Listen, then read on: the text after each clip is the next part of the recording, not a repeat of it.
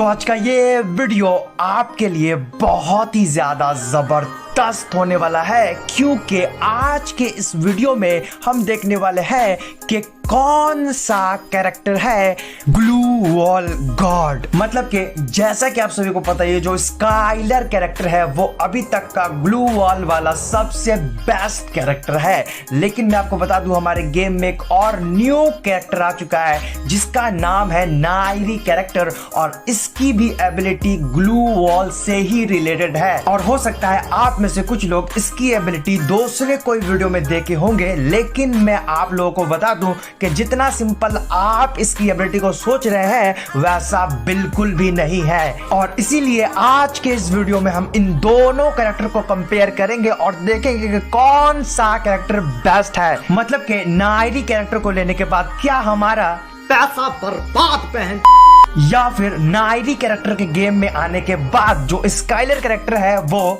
खत्म, bye bye, tata, goodbye, गया।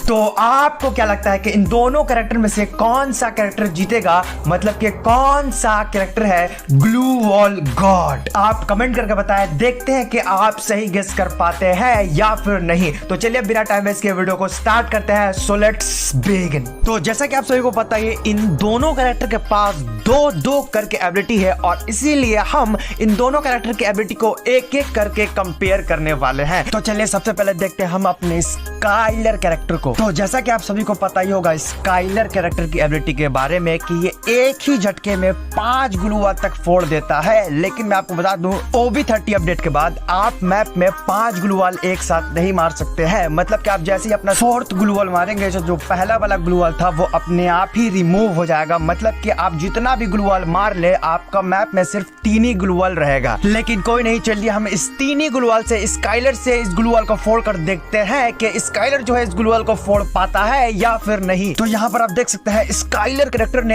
एक ही झटके में तीनों ग्लू वॉल को फोड़ दिया है। लेकिन मैं आपको बता दूं, अब दोबारा से स्काइलर कैरेक्टर से इसी तरीके से ग्लू वॉल को फोड़ने के लिए आपको 40 सेकंड का वेट करना पड़ेगा स्काइलर कैरेक्टर की एबिलिटी को दोबारा से यूज करने के लिए। तो चलिए अब हम देखते हैं अपने नायरी कैरेक्टर को कि वो कितना जल्दी ग्लू वॉल को फोड़ पाता है। और यहाँ पर इसको देख के आप सोच रहे होंगे कि ये प्रीमिस कैरेक्टर है, लेकिन मैं आपको बता दूं ये प्रीमिस कैरेक्टर नहीं है। ये वीडियो एडवांस सर्वर का है, इसलिए इसका जो फेस है वो प्रीमिस की तरह लग रहा है। लेकिन कोई नहीं, हमें तो इसकी एबिलिटी से मतलब है। तो नायरी कैरेक्टर की एबिलिटी ये है कि जब भी आप गन से ग्लू वॉल पे फायर करोगे तो ये जो नायरी कैरेक्टर है वो 25% ज्यादा डैमेज देगा ग्लू वॉल पे। मतलब कि नॉर्मल कैरेक्टर के मुकाबले में नायरी कैरेक्टर से आप 25% जल्दी ग्लू वॉल को फोड़ दोगे, जैसा कि आप यहाँ देख सकते हो। और इसको देखने के बाद आपको पता चल ही गया होगा कि ग्लू वॉल को फोड़ने में जो स्काइलर कैरेक्टर है वो नायरी कैरेक्टर के मुकाबले में काफी ज्यादा सही है। लेकिन अभी दोनों की एक एक एबिलिटी और बाकी है, और आगे इन दोनों की एबिलिटी दिखाने के साथ ही साथ मैं आपको नायरी कैरेक्टर की एबिलिटी के बारे में एक बहुत ही मजेदार चीज दिखाने वाला हूं, जो कि आपने इससे पहले कोई भी वीडियो में नहीं देखा होगा और ना ही आपने कभी सोचा होगा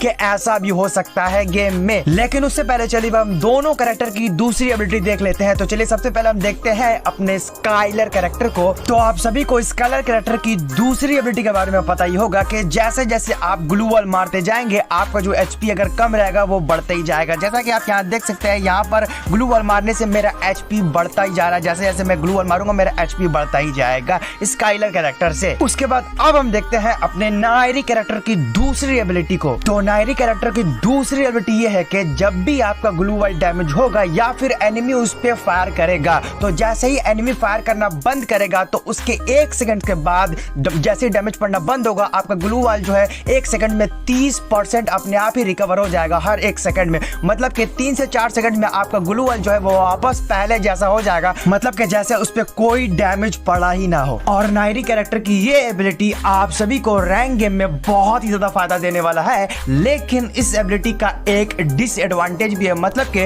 रैंक गेम में या फिर कस्टम में आप सभी क्या करते हैं कि ग्लू वॉल से घेर लेते हैं खुद को हील करने के लिए, और हील करने के बाद कभी कभी आपको जल्दी से ग्लू वॉल तोड़कर निकलना रहता है या फिर जोन आ जाता है। तो वैसे में अगर आपके पास नायरी कैरेक्टर रहा तो अगर आप ग्लू वॉल तोड़ते हैं और अगर आप थोड़ा सा रुक जाते हैं या फिर अगर आपका गन जो है वो रिलोड पर लग जाता है तो नायरी कैरेक्टर आपका ग्लू वॉल को वापस से हील कर देगा, मतलब कि वापस से वो पहले जैसा हो जाएगा। तो आपको दोबारा से फिर से तोड़ना पड़ेगा। तो यहाँ पर जो ग्लू वॉल है वो तो हील नहीं हुआ क्योंकि यहाँ पर नायरी कैरेक्टर नहीं है। मैं आपको सिर्फ एग्जाम्पल के लिए कोई और दूसरे कैरेक्टर से ये करके दिखा रहा हूँ कि अगर आपके पास नायरी कैरेक्टर रहा और अगर आप ग्लू वॉल को तोड़ने में थोड़ा लेट करते हैं तो ग्लू वॉल जो है वापस पहले जैसा हो जाएगा और आपको फिर से तोड़ना पड़ेगा। तो ये प्रॉब्लम आपको नायरी कैरेक्टर से देखने को मिल सकता है। लेकिन फिर भी अगर इस नायरी कैरेक्टर की एबिलिटी को स्काइलर की दूसरी एबिलिटी से, मतलब कि जो एचपी बढ़ाता है ग्लू वॉल मारने पर, उसके मुकाबले में अगर कंपेयर किया जाए तो जो स्काइलर कैरेक्टर का एबिलिटी है एचपी बढ़ाना वो काफी ज्यादा इससे अच्छा है